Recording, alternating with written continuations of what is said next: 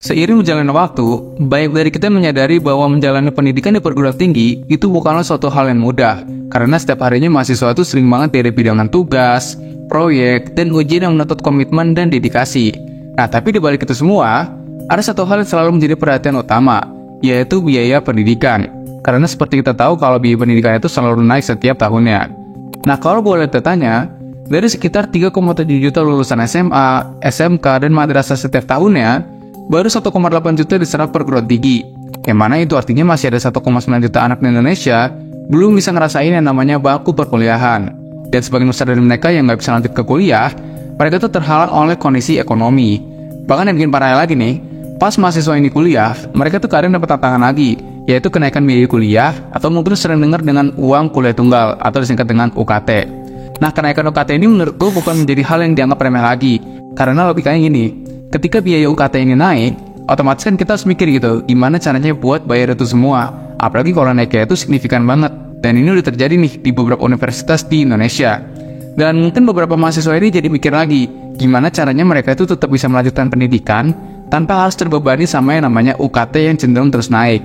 Bahkan mereka jadinya ada yang mungkin kerja part-time, freelance, dan kerjaan sampingan lainnya supaya mereka itu tetap bisa terus belajar di perguruan tinggi. Bukan apa-apa nih ya, tapi yang namanya kerjaan sampingan, rata-rata gajinya itu nggak sebesar kayak kerjaan yang full time. Dan kalau sampai mahasiswa ini kerja sampingan, pastinya dia bakal ngaruh banget sama fokus belajar mereka, dan juga pasti ngaruh ke fisik mereka. Karena udah banyak tugas kuliah ya kan, terus ditambah lagi mereka harus kerja supaya bisa bayar UKT yang terus naik. Akhirnya nggak bisa kita pungkiri kalau situasi ini membuat banyak mahasiswa tuh jadi keberatan. Sampai-sampai ada salah satu PTN di Indonesia yang membuat wacana skema pembayaran UKT dengan sistem cicilan plus pakai bunganya. Mana sistemnya itu lewat platform pinjaman online, atau mungkin sering kita dengar dengan sebutan pinjol. Makanya nggak heran kalau opsi pinjol buat bayar UKT ini jadi kontroversi di masyarakat. Sampai muncul anggapan bahwa kuliah itu scam ya karena hal ini gitu loh. Kita udah capek-capek kuliah, terus pas lulus kita harus mikir lagi gitu biaya pendidikannya ini. Ya kalau kita lihat memang banyak banget tantangan-tantangan di dunia pendidikan saat ini ya kan. Nah makanya di video kali ini, gue pengen bahas faktor apa aja yang menyebabkan kenaikan UKT ini. Dan gue juga bakal bahas tentang pinjol yang jadi pilihan beresiko buat kita bayar UKT. So, disimak sampai habis.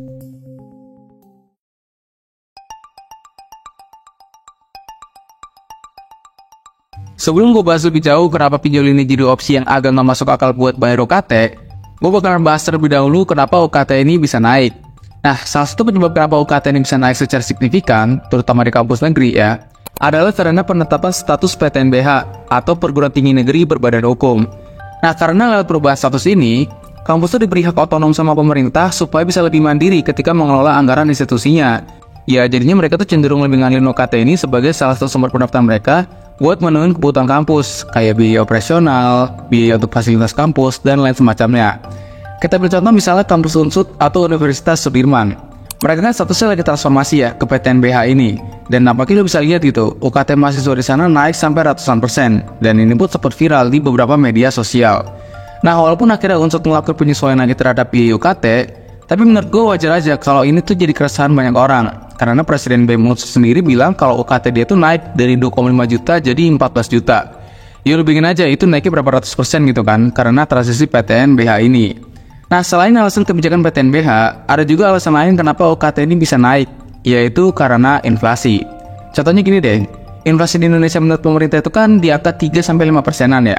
Otomatis biaya kayak listrik, air, internet, dan lain-lainnya itu pasti juga kena imbasnya. Dan kampus gak mungkin kan pertahanan biaya UKT itu di level segitu aja. Pasti mereka bakal nyesuaiin dengan inflasi ini. Makanya secara nggak sadar, naiknya UKT karena inflasi ini cukup berasa kalau ditarik selama 5 tahun ataupun lebih. Dan kalau menurut gua, harusnya pemerintah sama kampus itu bisa jelasin gitu, kenapa UKT ini bisa naik dengan jelas dan transparan, jangan tiba-tiba naik gitu aja. Dan juga pemerintah itu harusnya bisa cari alternatif lain buat meringankan beban finansial mahasiswa. Kayak mungkin lebih banyakin lagi beasiswanya atau kasih program-program lain gitu, supaya semua kalangan itu bisa ngerasain yang namanya kuliah. Jangan ngeles bilang kalau kuliah itu nggak wajib segala macam. Ya menurut gua nggak layak aja gitu bagi pemerintah buat bilang kayak gitu. Karena gimana kita mau nyampe ke generasi emas 2045 kalau masa dari kita aja masih banyak yang nggak sanggup gitu buat biaya pendidikan.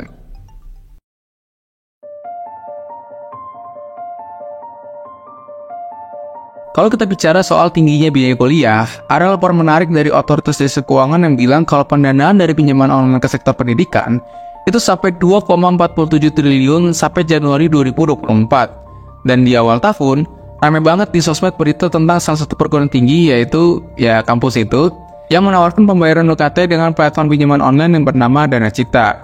Skema ini sih sasarannya awalnya buat mahasiswa yang belum bisa membayar langsung biaya kuliah, tapi dengan syarat punya jaminan dan juga setuju sama persyaratan yang dibuat. Dan menurut gua, ini hal yang aneh. Kenapa demikian? Gini, apapun lembaga pendidikan itu, baik negeri ataupun swasta, harusnya bisa memberi akses pendidikan yang murah dan berkualitas buat seluruh rakyat Indonesia. Harusnya ya, apalagi perguruan tinggi negeri, itu wajib banget hukumnya. Tapi dengan munculnya skema pinjol ini, secara langsung nunjukin bahwa ada komersialisasi dan pemerasan dalam pendidikan. Karena ya, lo tau sendiri, pinjol ini kan selalu mengambil keuntungan dari kesulitan setiap orang. Karena mereka itu meraup rumah dan biaya administrasi yang tinggi. Dan kalau misalnya mereka itu beneran pakai skema ini, secara nggak langsung juga mereka tuh nunjukin kurangnya kreativitas dan inovasi dalam mencari sumber pendanaan lain yang menurut gue lebih adil dan manusiawi. Karena ya harusnya lembaga pendidikan itu bisa ngasih solusi yang lebih adil gitu.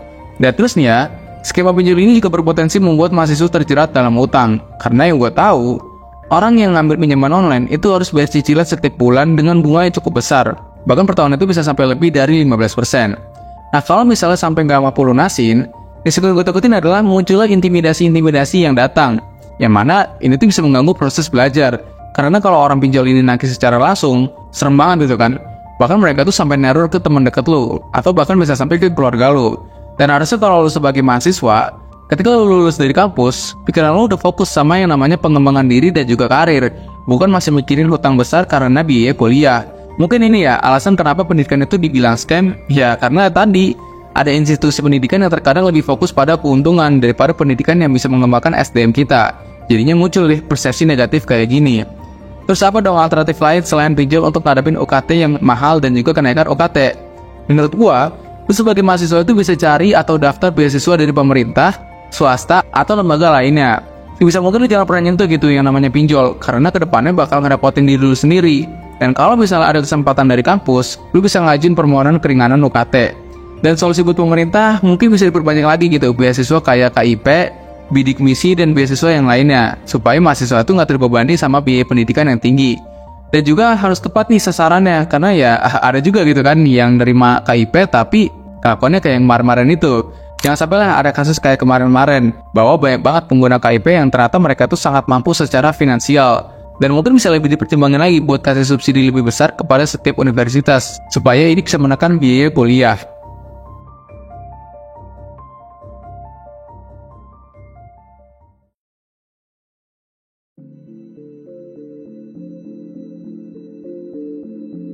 Kenaikan uang kuliah tunggal menurut gue menjadi hal yang krusial banget dan jadi perhatian yang serius, terutama bagi banyak mahasiswa dan masyarakat di Indonesia.